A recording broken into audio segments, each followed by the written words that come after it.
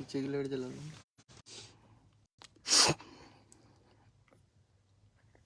Live share कर देना। हाँ हाँ अभी देखो पेज खुल रहा है। नहीं पेज पे आओगे किस पे होगा।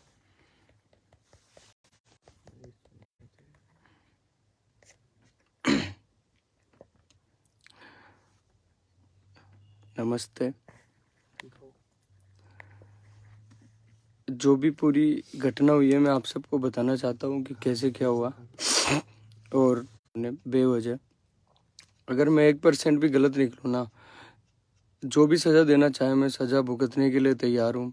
जैसे करना चाहे वैसी सज़ा एक्सेप्ट करने के लिए रेडी हूँ। तो हमारी मेरी और मेरी टीम की मेरा 22 दिसंबर को हमारे 13-14 लाख के कैमरे की चोरी हुई थी। उसकी एफआईआर दर्ज हमने सिंधी कैंप थाने में करवाई थी। सिंधी कैंप थाने की पुलिस हमें प्रॉपर कोऑपरेट कर रही थी और वो मुजरिमों को ढूंढते ढूंढते जो लोकेशंस मिली थी उसके अकॉर्डिंग वो सारे लोग दिल्ली गुड़गांव की लोकेशन मिली थी। तो पुलिस उनको ढूंढते ढूंढते मैं भी था साथ में। मैं 4 दिन तक पुलिस वालों के साथ गुड़गांव रहा हूँ। हमने वहाँ पे उनको देखा। मैं 30 तारीख को शाम को रात तक मैं जयपुर पहुँच गया था। पुलिस वालों ने बोला कि यार हम देख रहे, तू परेशान हो रहा, तू चल जा। और मुझे भी लग रहा था कि जो इन्वेस्टिगेशन ऑफिसर है हमारे रामचरण जी, वो अच्छे से काम भी कर रहे थे। और मैं वापस 22 तारीख को जो चोरी हुई थी ऑनलाइन जस्ट एंड डायल के थ्रू हमारे पास बुकिंग आई थी। तो सारे कैमरों की उन्होंने बुकिंग दी थी 3 दिन के हिसाब से और फर्स्ट डे जाते उन्होंने चोरी कर ली। जैसा कि मैंने इससे पहले बताया था, लिख के मैंने इसमें मेंशन किया था कि कैसे उन्होंने हमारी चोरी की है। फिर आज और हमने जितने भी जयपुर के अंदर जितने कैमरामैन थे, जितने कैमरा एसोसिएशन थे, सब जगह हमने कैमरे हमारा कैसे चोरी हुआ वो इन्फॉर्मेशन डाली थी कि अगर भाई लोगों आपके पास भी ऐसे कोई बुकिंग आए तो प्लीज़ आप बुकिंग को कैंसिल मत करना, ले लेना। अपन उस चोर को पकड़ सकते हैं मिलके। तो सभी कैमरा एसोसिएशन जो प्रोडक्शन हाउस एसोसिएशन है जयपुर के, सारे एक दूसरे को कोऑपरेट कर रहे थे और एक दूसरे की हेल्प कर रहे थे कि ऐसी बुकिंग आएगी तो हम एक दूसरे को इन्फॉर्म करेंगे। आज 3 तारीख को मेरे पास 1:30-2 बजे कॉल आता है एक फोटोग्राफर का, जिससे मैं कभी ना मिला ना जानता हूँ। उसने मेरे को कॉल किया कि राहुल भैया आपकी जो 22 दिसंबर को चोरी हुई है उसकी बुकिंग सुमित नाम से आई थी। मैंने कहा हाँ भैया सुमित नाम से आई थी। कि यार मेरे भी ऐसी बुकिंग आई है और उसने सांगानेर पुलिया पे होटल बुक कर रखा है, वहाँ की लोकेशन दी है और वहाँ पे बुला रहा है। मैंने कि भैया 100% वही निकलेगा, बट एक बार आपके बंदे को जिसको आपने कैमरा लेके भेजा है प्लीज़ आप इतना बता दो कि स्टाइल से अगर उसका फ़ोटो ले सकता है तो फ़ोटो भेज दो ताकि हमें कंफर्म हो जाएगा वही बंदा है। उसने फ़ोटो लिया, हमें फ़ोटो भेजा। मैंने बोला भैया 100% यही है और आपके बंदे से बोलो सिक्योर रहे क्योंकि उसकी भी चोरी होने वाली है 2-5 मिनट में। वो ज़्यादा टाइम रुकेंगे नहीं, 5-10 मिनट के अंदर चोरी कर लेंगे। उसने बोला ठीक है भैया मैं आपको लोकेशन देता हूँ मेरे लड़के की, आप वहाँ पे पहुँच जाओ। मैंने कि ठीक है। मैं होटल रॉयल जो HDFC बैंक के सांगानेर पुड़िया के पहले, वहाँ पे मैं और हमारी टीम हम 10-12 बंदे उस टाइम पे पहुँच जाते हैं। बंदा जो होटल में रूम बुक कर रखा था कैमरा उसने वहाँ पे छोड़ दिया, उसका दूसरा साथी कैमरा चोरी करने आता और जिसको आज हमने पकड़ा है वो बंदा उस फोटोग्राफर का जो बंदा कैमरा लेके गया था उससे बोला कि यार भाई कटिंग करवानी है, अपन कटिंग करवाने चलते हैं, तो मुझे बता दे जयपुर में कहाँ पे कटिंग होती है, क्योंकि वो दिल्ली का बन के आया था, अलवर का। और वो वहाँ पे उसको लेके बाहर जाता है। बंदे को डाउट हो जाता है कि कुछ मिस्टेक करेगा। इतने में बंदे को चोर को पता चल गया कि इसको कुछ न कुछ पता चल गया और वो भगने की कोशिश करता है। वो भगते भगते सोमिया गुज्जर जो मेहर हैं उनके घर के सामने पहुंच जाता है और दीवार पे चढ़ने की कोशिश करता है। इतने वहाँ पर 2 होम गार्ड होते हैं। तो इतने में हम पहुंच जाते हैं, मतलब हम पहुंचने वाले होते हैं, तब तक होम गार्ड हेल्प करते हैं। वो बोलता है भाई ये चोर है इसको पकड़ो, तो होम गार्ड उसको पकड़ाने में सपोर्ट करते हैं। होम गार्ड और उस बंदे की मदद से वो पकड़ने में आ जाता है और तब तक मैं और हमारी टीम वहाँ पे पहुँच जाते हैं। जैसे हम वहाँ पे पहुँचते हैं होम गार्ड ने उसका मोबाइल ले लिया। मैंने होम गार्ड से बोला भाई इसका मोबाइल दे दे, इसके मोबाइल में दूसरे बंदे के नंबर है, उसको पकड़ना जरूरी क्योंकि मेन चोर वो ये दोनों है और वो भग गया तो कुछ हाथ में नहीं आएगा। होमगार्ड बोलता है जब तक पुलिस नहीं आएगी मैं किसी को कुछ नहीं दूंगा। तो वो नियर बाई सांगानेर पुलिस थाने में इन्फॉर्म करता है यहाँ पे एक चोर पकड़ा है और बहुत सारे लड़के इसको मार सकते हैं, तो आप लोग प्लीज़ आ जाओ। मैंने उससे कहा, मैंने कि यार हम ऐसा कुछ नहीं करेंगे। और मेरी जो हमारी इन्वेस्टिगेशन कर रहे थे रामचरण जी, उनका मेरे फ़ोन आया। उन्होंने बोला राहुल इसका मोबाइल लेके इसमें से वो नंबर दे दो दूसरे बंदे के, मैं उनकी लोकेशन ट्रेप करवा लेता हूँ और उसकी करंट लोकेशन ले लेता हूँ, तो उसको भी पकड़ लेंगे। मैंने कहा मैंने ठीक है। तो होमगार्ड हमें मोबाइल नहीं देता। इतने में सांगानेर थाने की चेतक जो गाड़ी आती है पुलिस वालों की, वो आती है। यहाँ से हमारा मैटर स्टार्ट होता है। वो आती है, आते मैं उससे बोलता हूँ सर इसने 14 लाख की चोरी हमारी की है, 2 लाख की 2 महीने पहले की और 8-10 लाख की है, टोटल 26 लाख की चोरी। और पता नहीं इसने और कितनी चोरियां कर रखी है, तो बड़ा मैटर है सर, इसको थाने में मत ले जाओ। एक चोर यहीं इसके आसपास है, पैदल है, बिना किसी वाहन के, तो उसको अपन पकड़ सकते हैं, आप प्लीज़ कोऑपरेट करो। तो उन्होंने कहा कि जो भी बकवास करनी है या जो भी बात करनी है थाने में चलो, तो मेरे पीछे पीछे आ जाओ। मैंने कहा सर ये पीछे गाड़ी में आपने चोर को अकेले में बैठाया, ये भग गया, तो ऐसे ट्रैफिक में कैसे इसको पकड़ोगे, इसकी कोई आइडेंटिटी नहीं है ओरिजिनल, आप इसको पकड़ोगे कैसे। तो वो मेरे से बोलता है कि ज्ञान मत दे, हम सब समझते हैं कैसे मुजरिम को ले जाना। मैंने कहा सर मैं पीछे बैठ जाता हूँ, कि पीछे नहीं बैठेगा तुम्हारी गाड़ी से आ जाओ। मैंने कि ठीक है सर। तो हम पीछे पीछे उसकी गाड़ी, पुलिस की गाड़ी के पीछे पीछे हम सांगानेर थाना पहुँच जाते हैं। चेतक गाड़ी थाने के अंदर चली जाती है, हमारी गाड़ी हम बाहर खड़ी करते हैं। हम टीम के 10-12 तब तक हम टीम के 20-25 बंदे हो गए थे, पर थाने के सामने हम तब तक 10-12 बंदे पहुंचते हैं। जैसे हम थाने में अंदर एंट्री करने लगते हैं, तो एंट्री के टाइम पे हमें बाहर ही रोक लिया जाता है कि अंदर क्या करोगे, चोर हो क्या, चोरों की तरफ भगते हो। मैंने सर हमारी बहुत बड़ी चोरी हुई है, हमारी लाइफ का सवाल है, प्लीज़ हमें अंदर जाने दो। हमें एक बंदे की वो लोकेशन ले ली जो उसके मोबाइल में ही है, तो हम सिर्फ मेरे को और 1-2 बंदों को एंट्री देते हैं। हम लोग अंदर पहुंच जाता है, जहाँ पे उस चोर को बिठाए रहते हैं, मैं उस कैबिन में पहुंच जाता हूँ। मैं जो पता नहीं एसआई था या कौन था, जो वहाँ पे कोई रिपोर्ट दर्ज कर रहा था, तो मैंने उससे बोला सर प्लीज़ इसका मोबाइल दे दो, प्लीज़ कोऑपरेट करो, दूसरा मुजरिम पकड़ने दो। तो पुलिस वाला बोलता है कि हमारा यही काम है क्या, हम काम कर रहे हैं ना, नहीं दिख रहा है क्या। मैंने सर ये बात नहीं बोल रहा, इस चोर को पकड़ने में आज 10-12 दिन हो गए और मैं 4-5 दिन से मैंने कि मैं दिल्ली पड़ा हूँ और सिंधी कैंप थाने की पुलिस अभी भी दिल्ली है, तो आप इतना तो कोऑपरेट करोगे, दूसरा पकड़ने में आ जाएगा, नहीं तो 10 दिन तक पकड़ने में नहीं आएगा। तो वो मेरे से बोलता है कि ज्ञान मत दे। मैंने सर ज्ञान नहीं दे रहा, दूसरा हाथ से चला जाएगा। तो मेरे से बोल रहा ज़्यादा नखरे कर रहा है। तो उसने मेरा जैकेट खुलाया और मेरे को बेरिल की तरफ ले गया, बल्कि मेरा कोई कसूर नहीं था। तो मैंने बोला मैं मुजरिम नहीं हूँ, मेरे को बेरिल में लेके क्यों जा रहे हो, मैं सही बात कर रहा हूँ कि दूसरा पकड़ने में आ जाएगा, हम सिर्फ आपको कोऑपरेट कर रहे हैं। तो उसने मैंने उससे बातचीत की, मेरे को बैरियर में ले जाएगा, मेरा ये जैकेट था, ये वाला जैकेट और मेरे कपड़े उसने उतरवा दिए। फिर उसके बाद उससे पता नहीं क्या हुआ, कैसे हुआ, वापस उसने मेरे को अंदर ले आया जहाँ पर वो चोर बैठा था और 4 से 5 पुलिस वाले थे।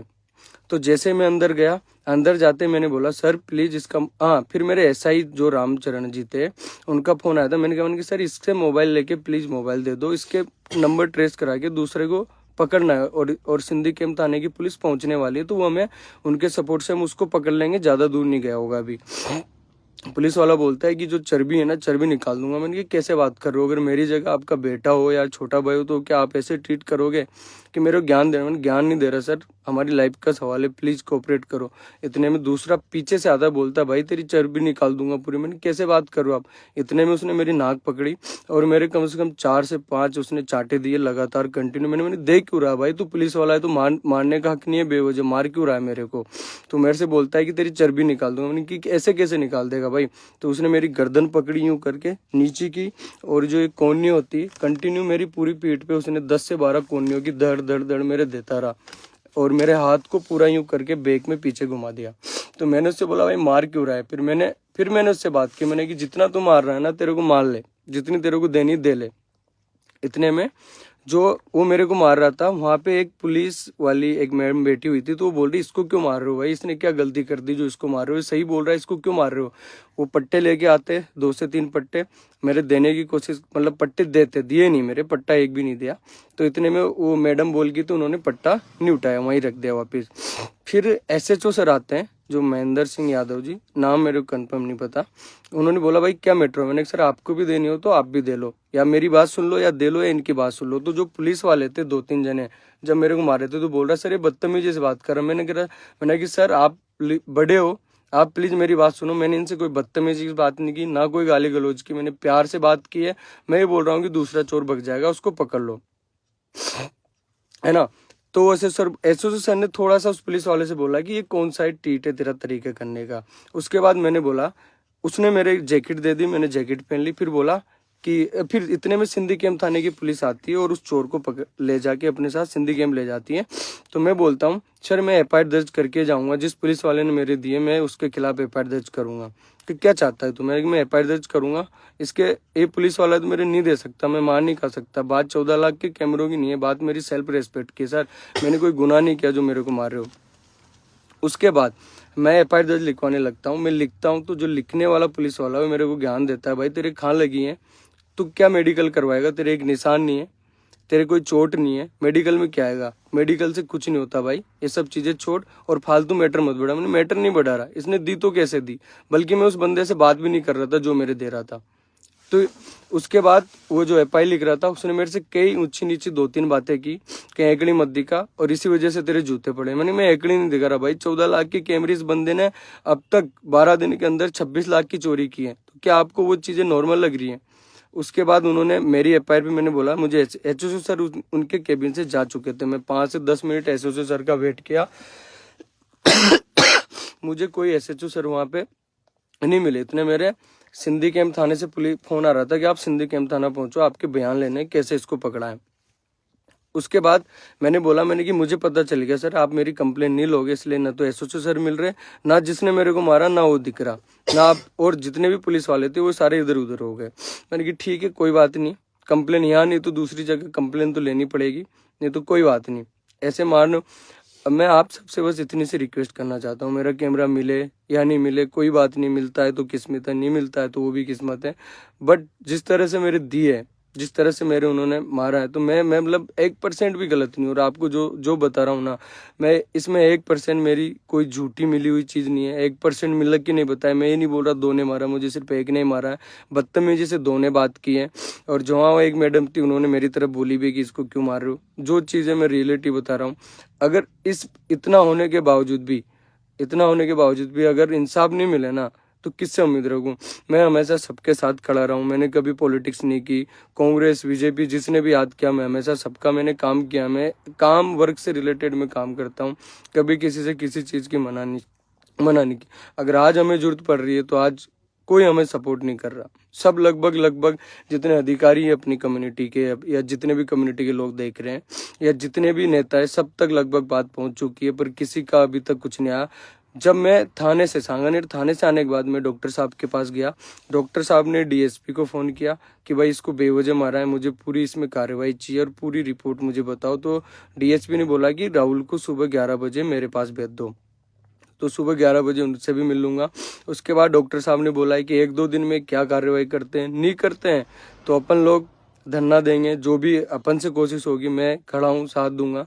लेकिन बात आम आदमी की आ रही है यार, मतलब कैसे जी सकते हैं आप बताओ कैसे?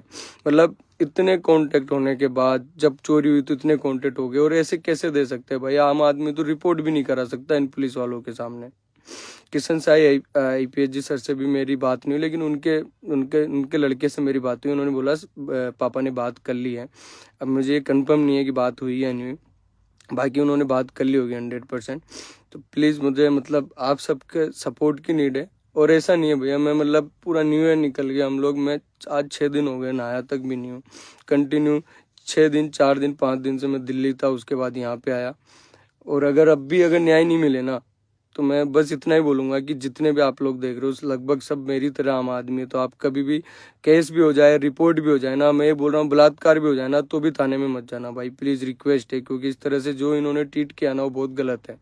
अपनी कम्युनिटी के इतने एसएचओ है, इतने आईपीएस है, आईएएस है, आईआरएस है, डीएसपी आईजी कहाँ है, सारे के लोग सबके लोग कहाँ है? लगभग सब ऐड है कहीं ना कहीं मेरे टच में, मेरी पोस्ट भी देख रहे होंगे, सब कुछ देख रहे होंगे। उन्होंने अब तक अगर इतना प्रेशर डालते थाने की तरफ से, अभी तक एक फोन भी नहीं आया भाई क्या मामला है, इसको कैसे करे, क्लियर करे, क्या मैटर है। तो मेरी बस जो बात थी मैं सच्चाई बताना चाह रहा था। मैं अभी सिंधी कैंप थाने से अभी जस्ट फ्री हुआ हूँ। फ्री होते मुझे लगा कि मुझे लाइव आना चाहिए, आप सबको पूरी बात बताना चाहिए, क्योंकि हो सकता है बहुत सारों को बात भी नहीं पता थी। तो अगर आपको फिर भी लगता है कि मैं गलत हूँ या हमारी टीम गलत है तो कोई बात नहीं। और मुझे उम्मीद है कि और साथ में रहे या नहीं रहे, पर मेरे जैसे आप सब मेरे साथ में हो। मुझे पोस्ट स्टेटस शेयरिंग सबसे लग भी रहा है कि आप सब साथ में खड़े हो। मैं ना केस लूंगा, ना कोई कॉम्प्रोमाइज़ करूंगा। मैं उनमें से नहीं हूँ कि कॉम्प्रोमाइज़ करने वालों में से हूँ, ना मुझे पैसों की भूख है। क्योंकि यार हम नहीं है, हम 20-22 बंदे हैं, कंटिन्यू काम कर रहे हैं, कभी किसी की बुराई नहीं की, किसी के वहाँ नहीं गए, कभी थाने में जाने की जरूरत नहीं पड़ी, सब लोग लीगली तरीके से काम कर रहे हैं। अगर चोरी करने से इतना फायदा है तो फिर हमें भी चोरी कर लेनी चाहिए, मर जाना चाहिए। मैं मतलब दिल से बता रहा हूँ, कोई ऑप्शन नहीं बचा अब हमारे पास। हमारी जो रोजी रोटी थी सब हमसे चली गई, सारे कैमरे चले गए। आप ये देखो यार, कैसे हमने एसोसिएशन बनाया, कैसे सारी टीम कलेक्ट हुई, जयपुर के पूरे कैमरामैन इकट्ठे हुए, तब जाके पुलिस, ये जब जाके चोर आज पकड़ने में आया, चोर इनके हाथ में है।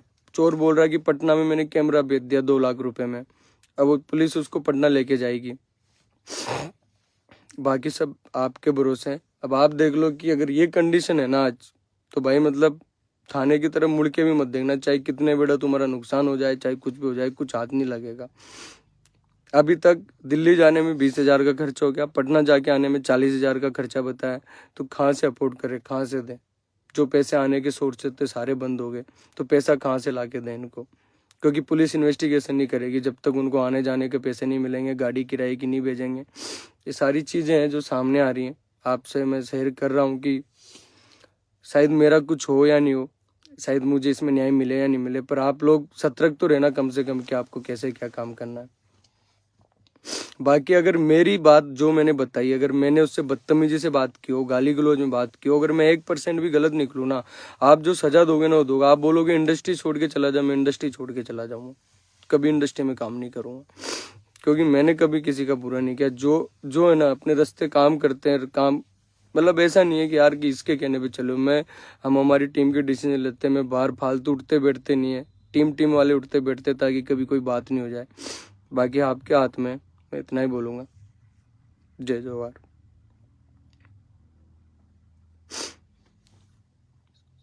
और जो चोर है वो सिंधी कैंप थाने में हमने पुलिस तक पहुंचा, मतलब पुलिस उसको सांगानेर से सिंधी कैंप थाने में ले गई, उससे पूछताछ कर रही है। जो मेन चोर था जिसने चोरी की थी उनमें से एक पकड़ने में आ गया, वो एक और बता रहा है तो वो पकड़ने में नहीं आया, वो पुलिस की वजह से भगा है। अगर सांगानेर थाना वाली पुलिस हमें कोऑपरेट करती तो दूसरा चोर भी पकड़ने में आ जाता। बाकी आप सबसे उम्मीद है प्लीज़ सपोर्ट करना हो सके तो।